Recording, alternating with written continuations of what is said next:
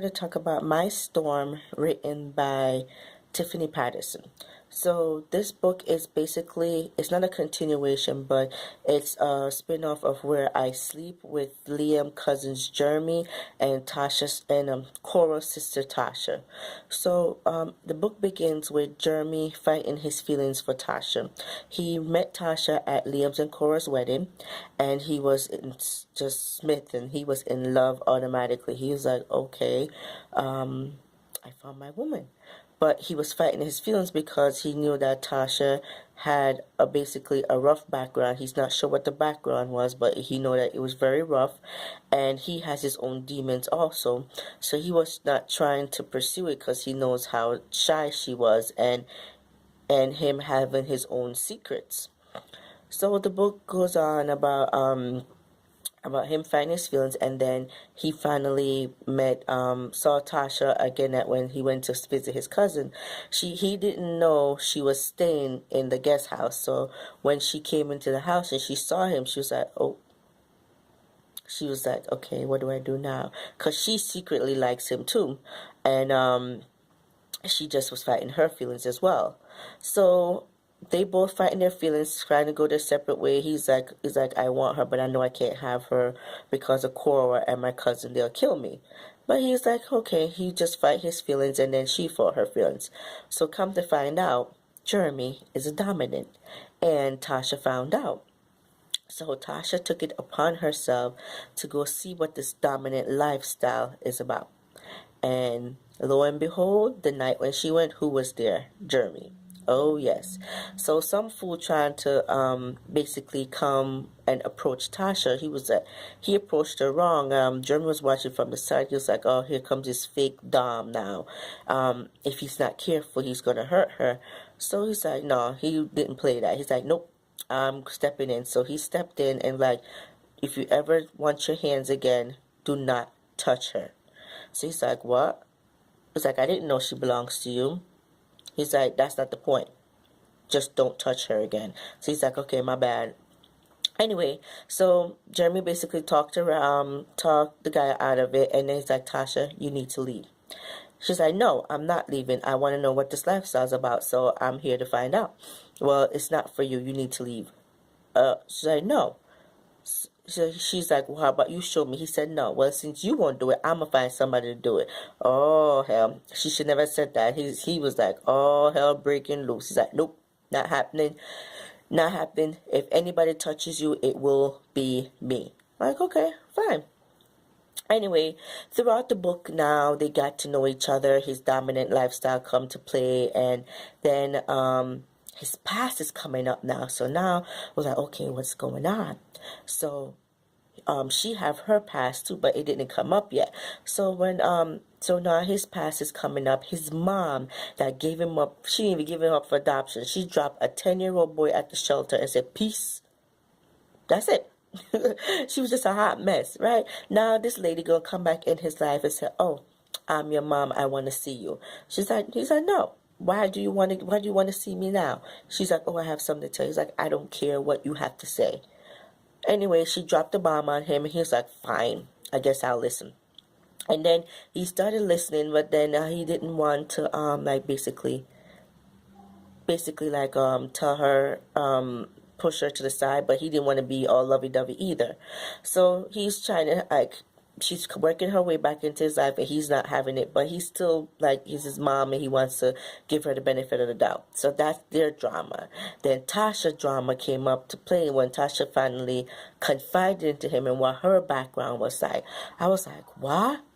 And like, I'm not really surprised about her background because a lot of kids, a lot of young kids, living in bad neighborhoods, drug-driven neighborhoods, ghetto, like really serious ghetto, have been through some trials and tribulation that Tasha's been through, and she's been through a lot. And her mom was just a hot mess. She didn't help. The father didn't even care. So like, her situation is like some of those girls' situation now, these young girls now that's either being kidnapped or being sold in sex slave situation. So I I could understand why she went through the how she feel and why her situation was so detrimental, and how it took her a long time to get over the process. And thanks for Cora being the best big sister she did that helped her along the way. So I really appreciate that situation in the book. But it was like, yeah, this is real. This is reality. I know a lot of people think that fiction books are just made up stories, but no. Some of the stories that they tell in the book are real. Anyway, that's besides the point. So Tasha dropped her bomb on him, and he was like, okay, what am I going to do? So now he's furious. So he wants to go back and have revenge. And he didn't know what to do. So when Tasha was sleeping, he called Cora. He's like, Cora, I found out what happened. She's like, don't worry about it. It's already been taken care of. Yep, the scorpion took care of it. And that's what Cora was, a scorpion. If you read Where Did I Sleep, you find out what a scorpion is. You also found out in Black Butterfly, and that's the other book that I did a review on too. That's Cora's in that book too. Stacy's Cora other sister Stacy went through her situation. That's when you got introduced that Cora was a scorpion. Anyway, so that's besides the point. So she dropped the bomb. Then Jeremy, like, basically, he was still upset. He was still about the situation. So she's like, oh, I took care of it. Just don't hurt my sister. He's like, I would never hurt her intentionally. Yeah, that's what most men says, right? You know what he did.